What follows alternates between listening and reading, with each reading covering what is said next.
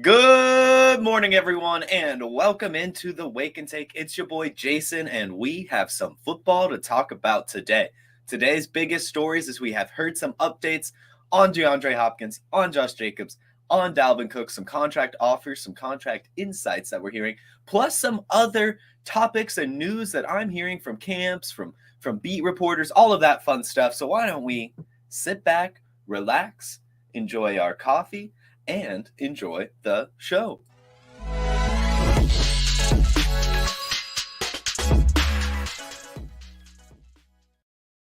First things first, good morning, Harry Snowman. So glad that you could join me this morning. So glad that you can join me most mornings.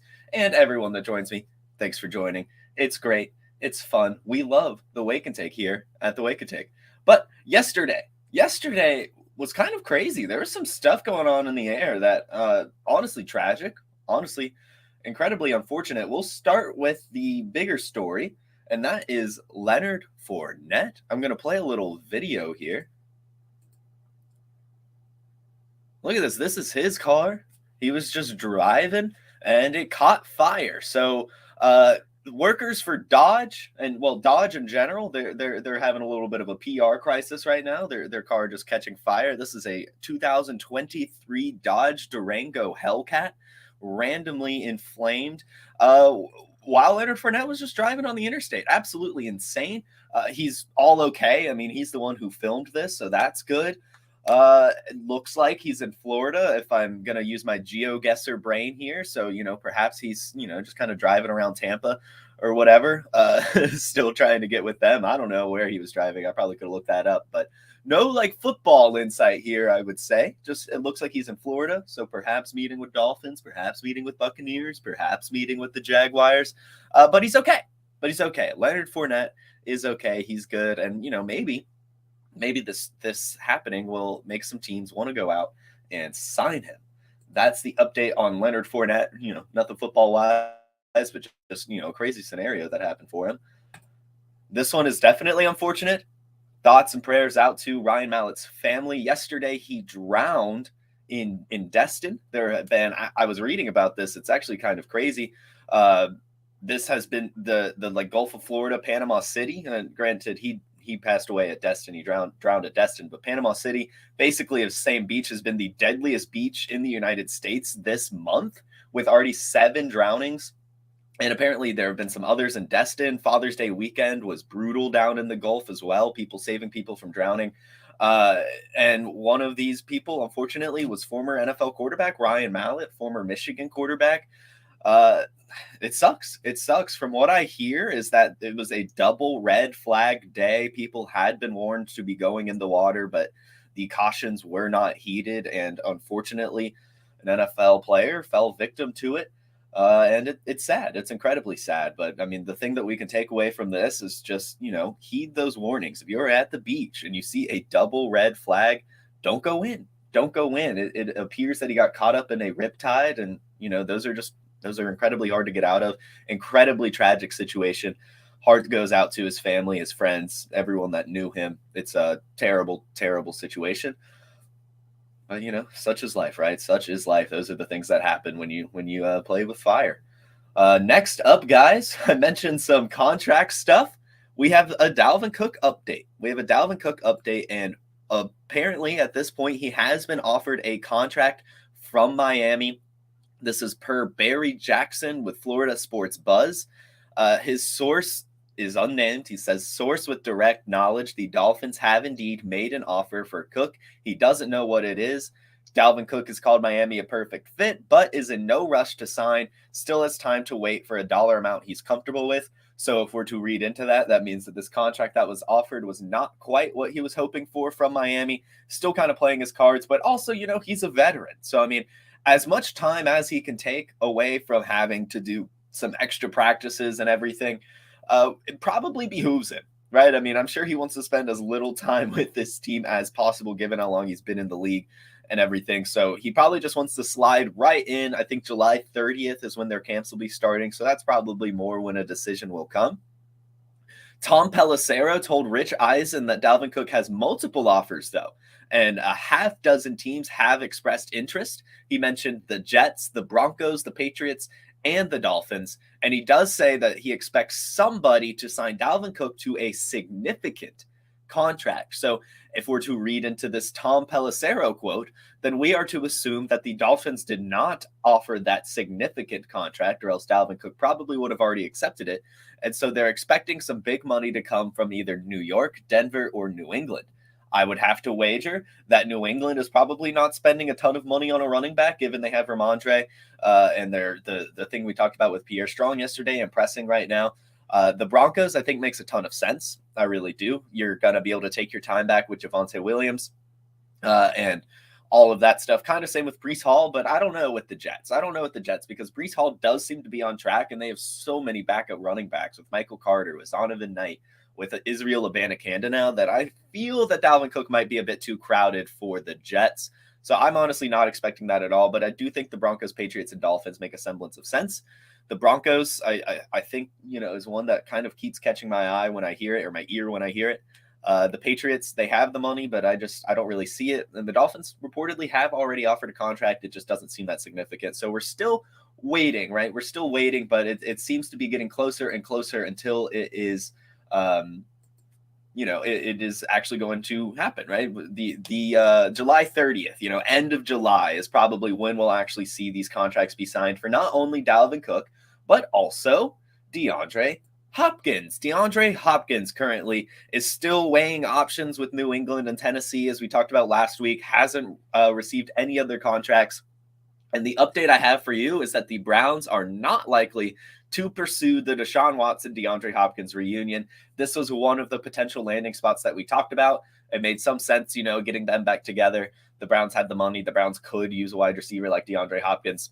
They're not doing it. They're rolling with Amari Cooper. They're rolling with Donovan Peoples-Jones and all the new wide receivers that they've been bringing in. So they are good on the DeAndre Hopkins front. And it still seems that the Titans or the Patriots are the front runners for DeAndre Hopkins.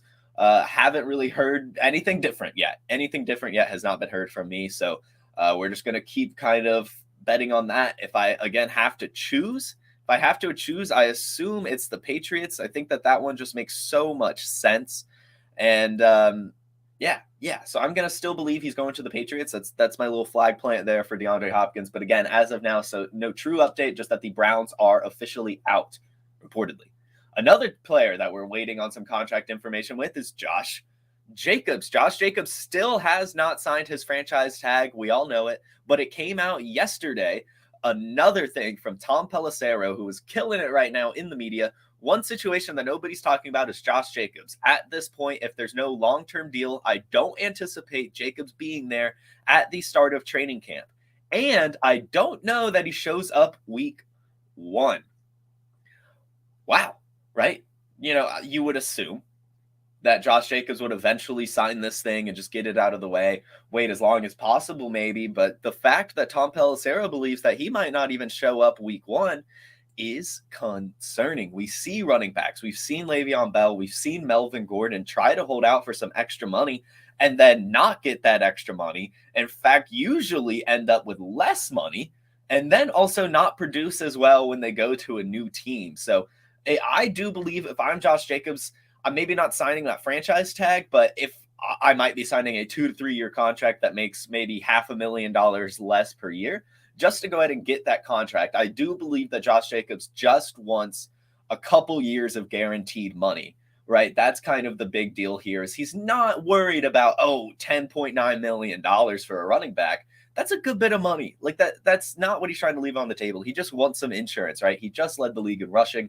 And he's now not being paid, right? And if, he gets this franchise tag, he signs it, he goes out there. The Raiders have no long-term need for Josh Jacobs, right? They could just run him into the ground. He could get injured, and then he's going to have an incredibly hard time trying to get back to, how he was on another team if they take a chance on him, or even just back with the Raiders. It's just such a hard position to be put in as a running back that it does make sense that he's not signing it. It makes sense that Saquon Barkley is not signing it.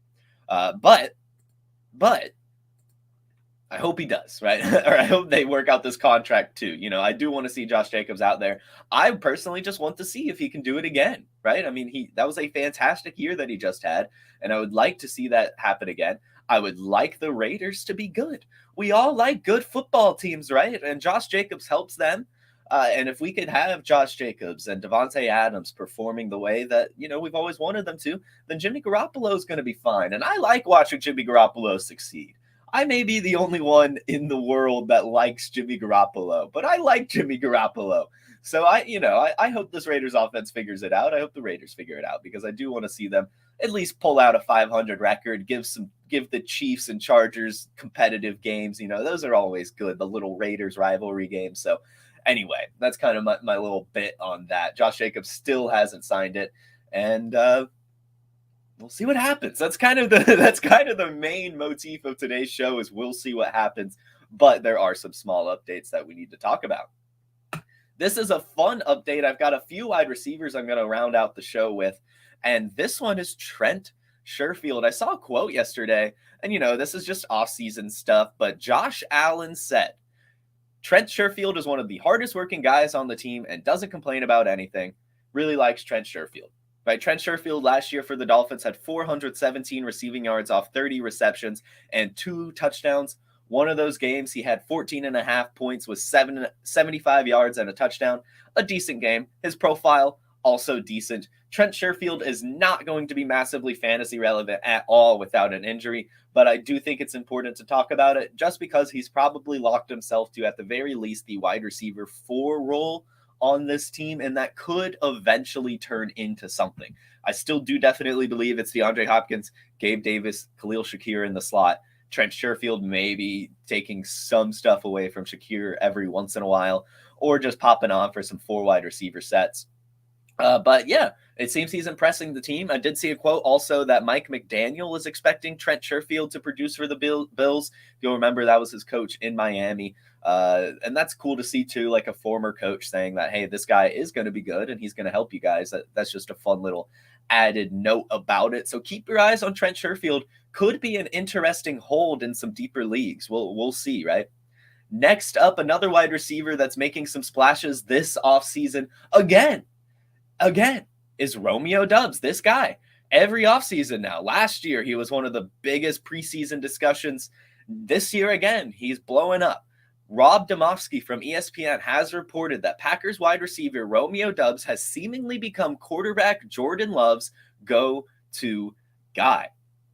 The whole quote. Doubs has seemingly become quarterback Jordan Love's go-to guy, at least in the offseason practices. Whether it's in scripted team periods or move the ball drills like the 2-minute simulation, Doubs has been targeted time and time again. Don't forget, it was Doubs who starred last preseason when Love got all the number 1 reps in the games when Aaron Rodgers wasn't playing. This is true. 15 targets, 8 receptions, 82 yards, and 2 touchdowns in the preseason last year. That's decent numbers, right? I mean, 10 yards per reception and 2 touchdowns, nothing to scoff at over 3 games. And I'm sure it wasn't 3 full games. We know how the preseason works. I mean, that's probably actually just a few quarters that he did this over.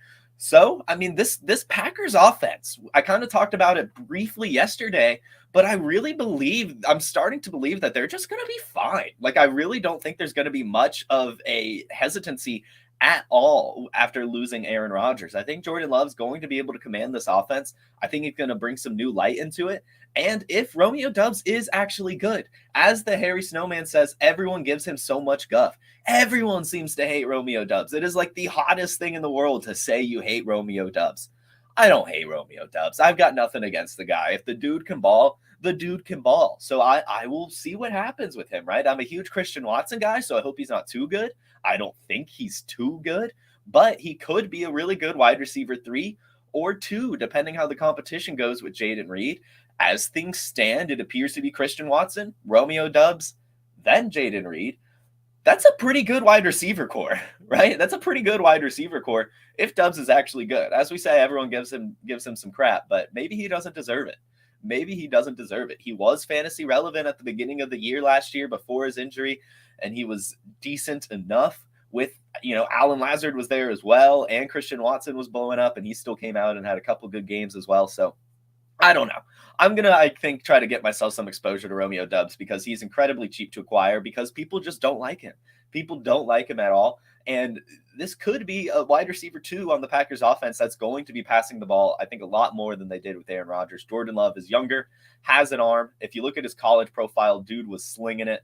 But yeah, I mean, it's not like Jamie says I'm not a Dubs fan, kind of dogged him on my podcast last night. That's fair. I mean, that's fair. That's what everyone does, right? I mean, that's just what you do with Romeo Doubs. But I'm not going to say I hate him.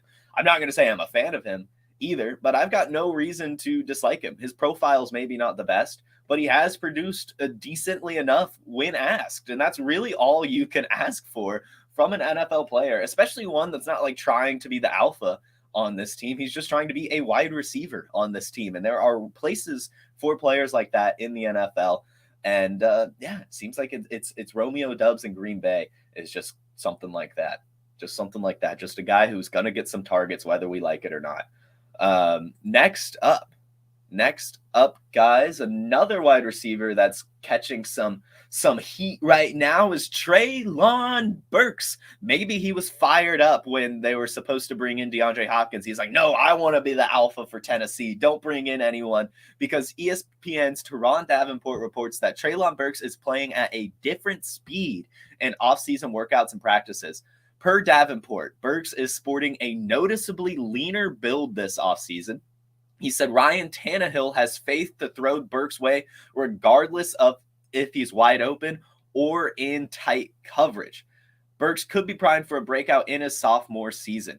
I think that's awesome. The fact that Ryan Tannehill is trusting him right now, and the fact that Treylon Burks is leaner and playing faster, that's awesome. That is great to hear. That is definitely one of the bigger question marks that we have had this offseason is Treylon Burks going to hit the potential that we all had for him? If you'll remember, before like the NFL draft last year, people who were doing way too early rookie drafts, Treylon Burks was the 101. People were taking Treylon Burks over Breece Hall, over Kenneth Walker. Like it was Treylon Burks was the guy to get. He was wrestling hogs. He was killing it in college. He was an alpha build. He had that dog mentality. Everyone wanted Treylon Burks. So if he could hit that expectation, I think that'd be fantastic. I think the Titans offense would roll perfectly with that, right? I talk time and time again about that play action offense that they run. Derrick Henry just sets it up so well that you really don't need too many weapons. Treylon Burks and Chig are both athletic enough to keep this offense rolling in a fantastic way. And I think both are going to be great for fantasy football. Treylon Burks a value right now. Chig Okonkwo probably a value right now. So guys, go get yourself some Burks. Even if I would honestly argue too, if DeAndre Hopkins does end up signing there, that might help Burks a little bit, maybe get some less touchdowns or red zone work, but still like the 20 to 20s type of role, just like getting a ton of yards and probably volume as well. Treylon Burks is going to be a guy for the Titans, plain and simple. Go get him. And lastly, guys, one quick update on the 49ers quarterback situation. Brock Purdy, all of that stuff. I saw one little quote from Albert Breer, and this is what he said. He believes that the 49ers were willing to lose last year in order to develop Trey Lance. But this season, they are in win now mode, that they are going to put out the quarterback that they think gives them the best chance to win. That's the bottom line. The answer to that is Brock Purdy. It's just a different situation than the 49ers were in last year. Last year, they were willing to take a chance on Lance, take it slow, let him build, because, I mean, the Rams were going to have a Super Bowl hangover. They didn't necessarily believe that Geno Smith would be able to bounce back like he did. And, the Cardinals are always the Cardinals. So the 49ers felt that they could probably start slow and then catch towards the end of the year, kind of like they did. And still make the playoffs and still make some noise. This year, that's not the case. The Seahawks are competitive. Matthew Stafford's going to be back. The Cardinals are still the Cardinals, but it is what it is. But, I mean, and then the Eagles on the other side of the NFC, right? I mean, they just have so much that they have to do. They've got to make sure this team is firing on all cylinders all year. So they've got to roll with Brock Purdy. It's going to be Brock Purdy, guys. It is going to be Brock Purdy. Let's go. Let's go. All right, guys, that is all I have for you today. Do we have any questions? Let's see. Jamie says that they would rather have Elijah Moore over Romeo Doubs. I'm not going to say that. I don't. I believe in Donovan Peoples-Jones. I believe in David Njoku. And I believe in Amari Cooper. I don't think that there's going to be enough going around for Elijah Moore. I know everyone loves Elijah Moore here in the fantasy football community, but I haven't really gotten on board since, last year. I was on board maybe for a little bit going into the year, but then, everything came out that he just wasn't that good, wasn't getting the targets, all of that fun stuff. And now I'm just not too into it. I don't generally like to get wide receivers sent away to another team, especially a team where he's now going to have to work to get some good targets. I'm going to take a chance on the guy that's already locked into the wide receiver 2 role on his team. Let's see. Would you trade away Mechie in a 2024 second and a third? I assume for Brock Purdy in a super flex? Yeah, I think yeah, probably. Maybe see if you could just do the second and third. But, I mean, we're talking about getting a starting quarterback with some of the best weapons in the league. So, yeah, I mean, I would probably do that. I think Brock Purdy's fantastic for super flex. He's going to get you 2 touchdowns a game. He's Jimmy Garoppolo plus. It's a great offense to be a part of. And if you can have the quarterback for him, regardless of if the ceiling is maybe a bit limited, I'm going to do it. And to only have to give up next year's second and third and a wide receiver that we're still not quite sure about, a wide receiver I do believe in, but technically the value's not that high right now. Yeah, I think I would do it. Maybe see if there's someone else you could swap out or just do the second and third, maybe, because I do kind of want to see what Mechie can do. But, to get that quarterback, especially quarterback like Brock Purdy, I think that's fine. I think you could get away with it. Gerard Dean said, I tried to not draft Burks one time and my body started convulsing. I started vomiting. All right, Jared, go ahead and get yourself some more Treylon Burks just to help yourself out. Go get more Treylon Burks. Go sign up for the Scott Fishbowl underdog satellite and go draft Treylon Burks just to make yourself feel better, my friend. All right, guys, that seems to do it. That seems to be it. Thank you all for watching. Actually, just real quick, get that draft kit. Make sure you get the draft kit. The draft kit is awesome. And if you want more than just the draft kit, if you want all of the player profiler tools, you can get the all-in package for $10 off with my promo code Jason. So go use that. It's fun. It's great. The tools are fantastic. They will help you win your fantasy football league. So use my code to save a little money. Save a little money. And with that, I will bid you adieu. Thank you all for watching. This was another fun little episode. I hope to see you all tomorrow, 10 a.m. at this very YouTube channel. And most of all, I hope you all have a fantastic, and I mean fantastic, Wednesday and rest of your week. Peace. Hey, I want to take a moment to thank you for tuning in. It's important to me that all of our media be free. This is only possible because of you, allowing a true independent sports media enterprise to thrive unlike any other in the business. So please subscribe to the All-In Package to continue to make all of this possible, to ensure that all of our stats, information, data, content is available to you, especially you, the people that get the site and get the show.